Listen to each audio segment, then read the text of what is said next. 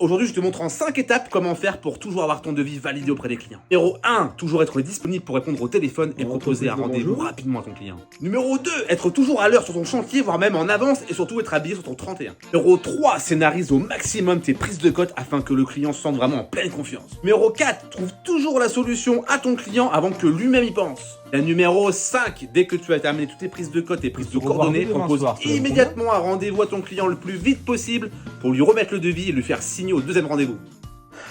Bon, t'y as cru? Moi non plus. Technique, on a peut-être des commerciaux, mais pas des petits artisans locaux. Du coup, on recommence avec ma version.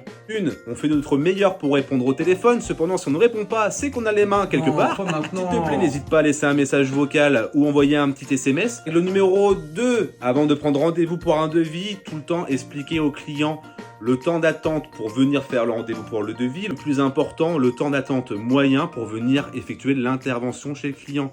Car on ne peut jamais être là dès le lendemain.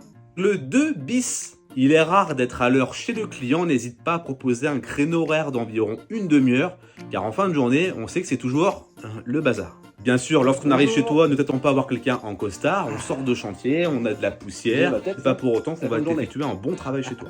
Règle numéro 3, la plus importante, être courtois avec le client, ça va de soi, mais ce n'est pas toujours le cas. Mais c'est surtout de l'écouter afin de comprendre ce qu'il souhaite et d'adapter son projet le plus personnellement possible.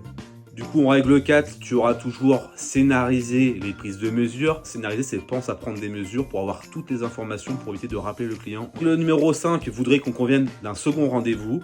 Malheureusement, nous n'avons pas toujours le temps. Proposez donc au client s'il souhaite vous revoir pour revoir certains points. Si ce n'est pas le cas, proposez-lui de lui envoyer le devis par mail.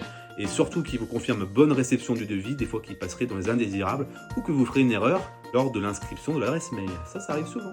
Bref, un devis n'est pas transformable à chaque fois. Cependant, une astuce pour les artisans qui peut plaire ou ne pas plaire, c'est faire comme moi, proposer un devis payant déductible de facture, c'est-à-dire que le devis va coûter entre 50 € et 150 € suivant la dimension du devis à effectuer. Mais cette somme sera déductible de la facture finale, ce qui revient à un devis gratuit, mais ce qui nous évite d'être en concurrence avec 10 devis différents pour au final prendre le moins cher.